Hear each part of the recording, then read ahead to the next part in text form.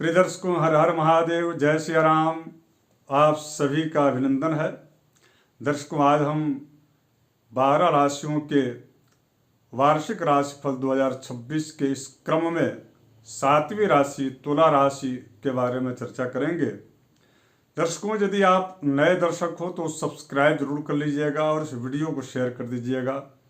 दर्शकों, तुला राशि के लिए साल 2026 कैसा रहने वाला है और इस साल 2026 में कौन सी सावधानियां आपको बरतनी चाहिए और सबसे अत्यधिक उत्तमोत्तम लकी टाइम आपके लिए कौन सा रहेगा, इस बात की हम चर्चा करेंगे। और साथ ही साथ में मेरा एक आग्रह है कि यदि आप हमारे फेसबुक पेज से जुड़े हुए हैं तो फेसबुक पेज पर भी आप को भी फॉलो करें और अधिक से अधिक संख्या में जुड़ने का और शेयर करने का प्रयास करें। दर्शकों, आइए साल 2026 में आपकी राशि तुला राशि जो कि आप सबको ज्ञात है कि यह राशि शुक्र की स्वराशि तो है ही, किंतु इस राशि पर अधिकार शनिदेव का भी है। शनि चूंकि इस राशि को अपना उच्च की राशि मानते हैं, तो इससे यह सिद्ध होता है कि तुला राशि जो है वह जितना प्रभाव शुक्र का है उससे कहीं अधिक प्रभाव शनि का है। ऐसी स्थिति में इस राशि की एक विडंबना यह है कि ऐसे राशि तुला राशि वाले जो भी जातक हैं, चाहे वह स्त्री जातक हो अथवा पुरुष जातक हो, आप सभी अत्यधिक कठिन श्रम करते हैं और बड़े लगन से जब तक कि जिजीविषा के द्वारा, यानी कि जब तक वह कार्य सिद्ध न हो जाए तब तक आप उस कार्य में लगे रहते हैं। और सबसे अच्छी बात यह है कि तुला राशि वाले जब भी कोई बात कहेंगे तो बिना अनुभव का, बिना उसके अंतिम स्थिति का अध्ययन किए उस बात को नहीं कहेंगे। अर्थात अनुभवी व्यक्ति होते हैं, जो भी बात कहते हैं वो अपने अनुभव आधारित बात करते हैं। ये तुला राशि की बड़ी अच्छी चीज है। अब आइए इस तुला राशि की वास्तविक स्थिति इस बार साल 2026 में क्या रहने वाली है। तो दर्शकों, सीधी सी बात यह है कि तुला राशि के लिए दो अलग अलग दृष्टिकोण से आप समझिए। पहली बात तो यह है कि विशेष रूप से 3 ग्रह जो कि लंबे समय तक, लंबे कालखंड तक प्रभावित करते हैं। पहला जो ग्रह राहु, वो आपके तीसरे स्थान में रहेंगे, अर्थात वह माफ कीजिएगा, राहु जो हैं वह आपके पंचम स्थान में रहेंगे। पंचम स्थान चूंकि यह शिक्षा का स्थान, पूर्व जन्म का स्थान, आपके प्रेम का स्थान और तमाम आपके प्रसिद्धि का स्थान है। तो पंचम स्थान में जो राहु हैं वह आपको क्या क्या दे सकते हैं। तो सबसे बड़ी बात तो यह है कि यह पंचम स्थान में जो राहु हैं वह कुंभ राशि में स्थित है और यह शनि की प्रोफेशनल राशि है। इस राशि पर जब राहु होते हैं तो राहु को भी शनिवत राहु कहा गया, माने शनि के समान राहु कहा गया। यहाँ पर राहु आपके जो दर्शक शिक्षा के क्षेत्र से जुड़े हुए हैं अथवा उनका व्यवसाय भी यदि उस क्षेत्र में हो तो भी यहाँ पर राहु उसमें वृद्धि करेंगे। केवल मात्र आपको ये ध्यान रखना है कि आपका जो व्यापार है शिक्षा से संबंधित, शिक्षण संस्थान यदि आप संचालन करते हैं तो उससे संबंधित थोड़ी सी आपको ये ध्यान रखना होगा। राहु ये बार बार कहते हैं कि आप थोड़ी सी आधुनिकतम, परंपरागत नहीं बल्कि आधुनिकतम जो है स्थितियों को ज्यादा प्रश्रय दें, उस पर ज्यादा चलेंगे तो आपकी प्रसिद्धि और धन की सिद्धि दोनों ही अच्छी तरह से होगी। तो कुल मिलाकर के राहु यदि पंचम में है तो इसका मतलब ये है कि आप जो है परंपरागत ढंग से व्यापार में निवेश नहीं कर सकते और यदि आप करते हैं तो उसमें बहुत ज़्यादा उसका बेनिफिट आपको नहीं मिलेगा। तो कुल मिलाकर के थोड़ी सी, जैसा एक बड़ी अच्छी व्यवहार जगत में कही जाती है कि जैसी बहे व्यवहार या बयार वैसी पिठ कीजिए, तीन तैसी पिठ कीजिए, कुछ ऐसा ही होगा। तो कुल मिलाकर के जो है जैसी स्थिति बन रही हो समाज की, मार्केट की, आसपास के लोगों की, वैसी ही आपको जो है वैसा ही ढल करके, और आपको यदि आप कार्य करते हैं तो यह राहु आपका सपोर्ट करेंगे। नहीं करेंगे तो ये राहु आपको मार्केट से निकाल करके बाहर फेंक देंगे। अर्थात आपको व्यापार में उतनी प्रसिद्धि अथवा धन की वृद्धि, जिस व्यवहार जगत में जो कि सबसे अत्यधिक यह महत्वपूर्ण है। हालांकि ज्योतिष शुद्धतः आध्यात्मिक क्षेत्र को वह प्रश्रय देता है, लेकिन आध्यात्म जगत में इस प्रकार की जो सोच है वह नहीं है। आध्यात्म जगत में ईश्वर की प्राप्ति और आपके पूर्व जन्मार्जित जो कुछ भी कर्म आपके द्वारा किए गए हैं, यदि वह कर्म अच्छे हैं तो उसको पुनः उसके जो है उसको और अच्छा करने के लिए वह व्यक्ति इस जन्म में अच्छा से अच्छा, बेहतरीन से बेहतरीन कार्य करता है। अर्थात वह ईश्वर के प्रति आकर्षित होता है, सांसारिकता से दूर रख करके अपने आप को वह भगवान की भक्ति में लीन रहता है। तो ये एक अलग अलग दोनों बिंदु हैं, विषय हैं।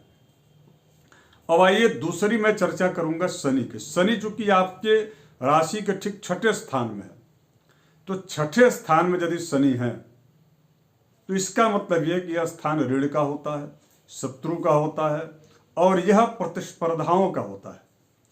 छठा स्थान में यदि शनि होते तो इसको अच्छा माना गया है, क्योंकि दो चीजें तो कन्फर्म है कि 2026 में आपको ऋण में वृद्धि नहीं होगी, और दूसरा आपको शत्रु बाधा का सामना नहीं करना पड़ेगा।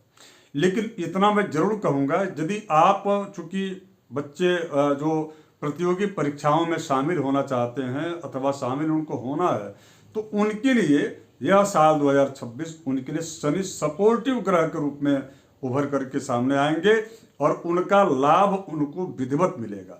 कुल मिलाकर के प्रतियोगी जो परीक्षाएं हैं, कॉम्पिटिटिव जो एग्जाम में बच्चे बैठने वाले हैं, उनके लिए बहुत अत्यधिक जो है यह शनि सारगर्भित रूप से सुपरिणाम देने वाला यह शनि साबित होंगे। तो शनि का गोचर भी अच्छा है। अब आइए तुला राशि वालों के लिए गुरु की स्थिति क्या है, जो कि सबसे महत्वपूर्ण है। मेरी दृष्टि में शनि के बाद यदि सबसे अधिक शुभता तुला राशि को देने वाले हैं, मैं तो ये मानता हूं कि 12 राशियों में यदि सबसे अधिक भाग्यशाली यदि राशि है तो वह तुला राशि है इस साल। क्योंकि आपके राशि के ठीक जो है भाग्य स्थान में साल के शुरुआत से ही देवगुरु बृहस्पति गोचर करेंगे, और वहां पर चूंकि वह मिथुन राशि में, उसके बाद भी मैं कह रहा हूं चूंकि भाग्य स्थान के कारक ग्रह देवगुरु बृहस्पति हैं, और वहां पर यदि वह गोचर करते हुए साल की शुरुआत आपकी यदि आप हो रही है, इसका मतलब तुला राशि वालों के लिए भाग्यशाली, या मैं ये कहूं कि अत्यंत सौभाग्यशाली यह वर्ष व्यतीत होने वाला है। इसलिए चूंकि आपके भाग्य स्थान, फिर प्रोफेशन के स्थान पर, उसके बाद आपके आय के क्षेत्र में, ये तीनों जो है लाइन से जो तीनों जो क्षेत्र हैं, जो कि इस जगत व्यवहार जगत में सबसे महत्वपूर्ण है, भाग्य का साथ मिलना, कर्म का सुदृढ़ और प्रोफेशन का अच्छा होना, और आय की वृद्धि का होना, ये तीनों अत्यंत महत्वपूर्ण है। और तीनों ही कार्यों में देवगुरु बृहस्पति तुला राशि वालों को अत्यधिक सपोर्ट कर रहे हैं। और मैं बात करूं कि जो है सावधानी की, तो मैं आपको ये कह सकता हूं कि केवल मात्र पंचम स्थान में राहु हैं। इसका मतलब यह है कि वैवाहिक अथवा मांगलिक कार्यों से संबंधित कार्यों में थोड़ी सी विराम अथवा किसी भी प्रकार की व्यवधान को देखा जा सकता है। दूसरा, यदि संतानवती स्त्रियां हैं तो उनके संतान अथवा पुरुष हैं तो उनके बच्चों के बीच में थोड़ी सी वैचारिक मतभेद रहेगी।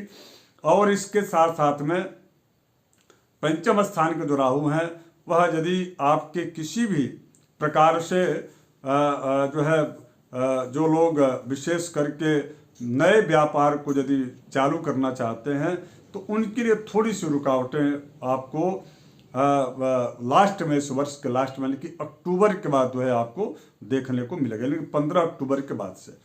तो उस समय थोड़ी सी आपको सावधानी बरतनी चाहिए। रहा सवाल स्वास्थ्य की, तो स्वास्थ्य के दृष्टिकोण से देखा जाए तो छठे स्थान में जब भी शनि होते हैं तो ऐसे लोगों को विशेष करके ऐसे लोगों को जो है पेट से संबंधित परेशानियां देते हैं, और उसके साथ साथ में न्यूरो की समस्या बीच बीच में देते रहते हैं। तो थोड़ा आपको अपने जीवनचर्या को उससे संबंधित सावधानी आपको बरतनी चाहिए।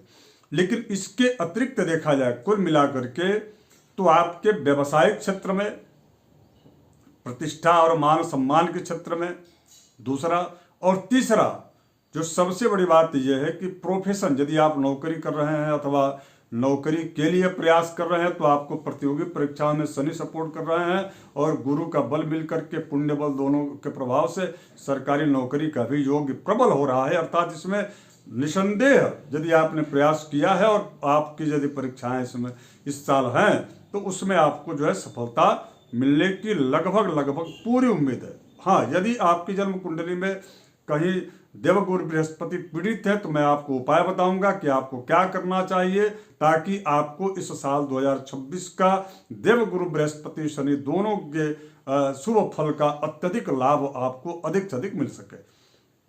मैं आपको उपाय बताऊंगा, लेकिन इतना तो आप समझ लीजिए कि साल 2026 तुला राशि वालों के लिए अत्यधिक जो है महत्वपूर्ण है और बहुत ही जो है सपोर्टिव है। अब आइए आपको उपाय क्या करना चाहिए। हो सकता है कि आपकी जन्म कुंडली में देवगुरु बृहस्पति पीड़ित हो अथवा शनि पीड़ित हो, तो ऐसी स्थिति में जो भी हमने राशिफल कहा, क्योंकि यह एक सामान्य राशिफल है, तो उसमें प्रभाव, उसका जो शुभ प्रभाव है उसमें आपको कमियां देखने को मिलेंगी। तो ऐसी स्थिति में आपको क्या करना चाहिए? तो ऐसी स्थिति में आपको, चूंकि दोनों यानी कि शनि और गुरु दोनों को बैलेंस बनाते हुए उनके लिए आपको विशेष करके लाल वस्त्र का अथवा लाल फल का आपको दान करना चाहिए ताकि आपका मंगल आपका एक्टिव रहे। और दूसरा, देवगुरु बृहस्पति के वैदिक मंत्र का आपको जो है जप करना चाहिए। जिनको वैदिक मंत्र में यदि असहजता लगती हो, कठिनाइयाँ आती हो, तो उन्हें जो है तांत्रिक जो मंत्र हैं, पौराणिक जो मंत्र हैं, उन पौराणिक मंत्रों का भी वे जाप कर सकते हैं। लेकिन इसके अतिरिक्त मैं ये कहूँगा, यदि प्रतियोगी परीक्षाएं हैं तो आप किसी भी विप्र आचार्य को बुला करके और उनसे आप देवगुरु बृहस्पति के वैदिक मंत्र का जाप करवा करके उसका दशांश हवन करा करके और पूर्णाहुति करा लें ताकि आपके लिए अत्यधिक जो है सपोर्टिव हो जाए।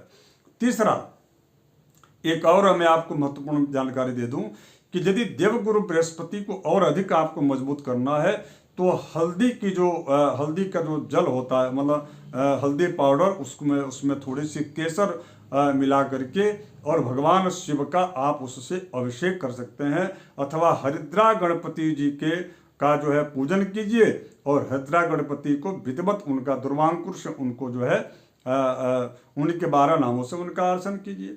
और इसके अतिरिक्त यदि आप भक्ति मार्ग से जुड़े हुए हैं तो मैं आप सबसे यही कहूँगा कि आप जो है भगवान जो श्री राम जी का मंत्र है, जो विजय मंत्र है, श्री राम जय जय राम, इस मंत्र का आप अधिक से अधिक जप कीजिए, तो इससे भी आपको जो है कई प्रकार के लाभ प्राप्त होंगे। आशा करता हूं कि आपको ये वीडियो अच्छा लगा होगा।